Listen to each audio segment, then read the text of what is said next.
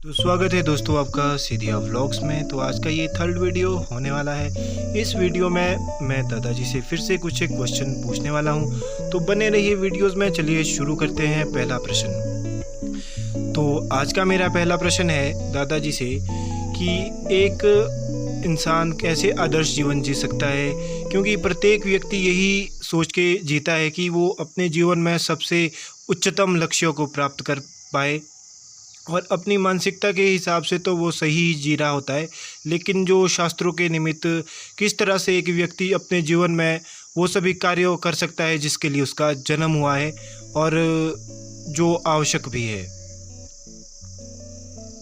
देखो ना, आदर्श जीवन जो है ना, तो शास्त्रों में बोला है कि जो शास्त्र के विहित जो कर्म करेगा, जिएगा, उसी को ही आदर्श जीवन। शास्त्रों में मार्गदर्शन बताया है, जैसे गीता में बताया मार्गदर्शन। भाई मनुष्य जो है तो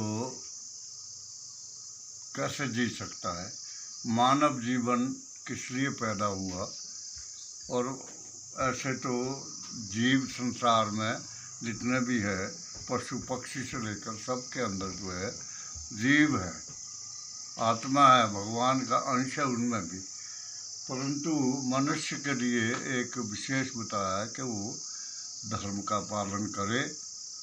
तो अपना धर्म क्या है, जो सनातन प्राचीन काल से लेकर जो हमारे शास्त्रों ने वर्णन किया है कि एक तो चराचर प्राणियों के प्रति दया रखना, और सब दया रखते हुए जो है अनेक प्राणियों के ऊपर जो है वो अपनी दृष्टि रखना। और सनातन धर्म हमारा जो है काम क्रोध मोह अहंकार आदि जितने भी है उनको छोड़ करके जो जिएगा वो ही आदर्श जीवन माना गया है। अच्छा जी।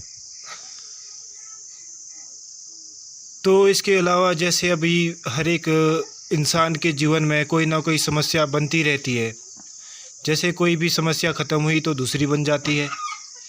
तो इसके पीछे का कोई क्या ऐसा भी रास्ता है कि जिसमें कोई भी समस्या ना बने देखो जीवन ना, में? समस्याएं तो इस जीवन में आती रहती है, क्योंकि ये संसार ऐसा है, इसमें सुख दुख संकट अनेक प्रकार के आते हैं मनुष्य के सामने। और उसमें ऐसी भावना रखे कि संकट आता है और हमेशा ही नहीं रहेगा, वो जाता भी है। ऐसी भावना रखे, उसमें ज़्यादा दुखी ना हो। कोई मान लो संकट पड़ गया, कोई दुख आ गया बड़ा भारी, तो उसी में न रहे, क्योंकि ये संसार जो है सुख दुख एक किस्म के गाड़ी के पहिए है। हमेशा ही सुख नहीं रहता, हमेशा ही दुख नहीं रहता, ये बदलता रहता है सुख और दुख। तो आदमी के लिए बड़े बड़े कष्ट भी आते हैं, तूफान आते हैं, लेकिन वो टल जाते हैं। ऐसी अपनी भावना रखे तो अपना जीवन वो आदर्श जीवन जी सकता है। अच्छा जी।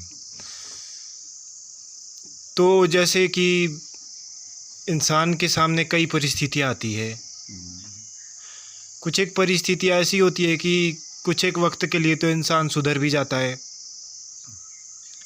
अब सबके जीवन में तो ये सब जैसे आजकल का समाज है, आजकल के लोग जैसे अधिकतर समय तो अपना इधर उधर कहीं फ़ोन में कुछ देख रहे हैं कि इधर उधर, और लोगों को इतने ज्ञान भी नहीं है।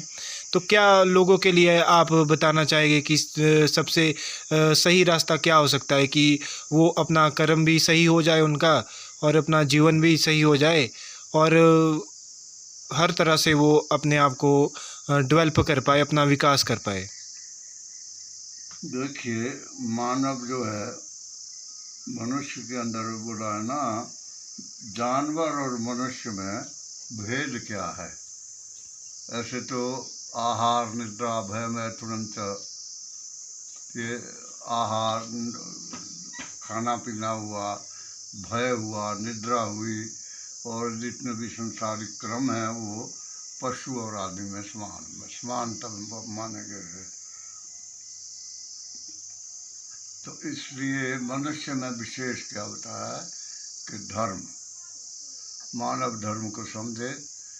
पशु तो सिर्फ खाता पीता जागता सोता चलता फिरता है, बाकी वो समझ नहीं है, उसके अंदर ज्ञान नहीं है। ज्ञान केवल मनुष्य को है।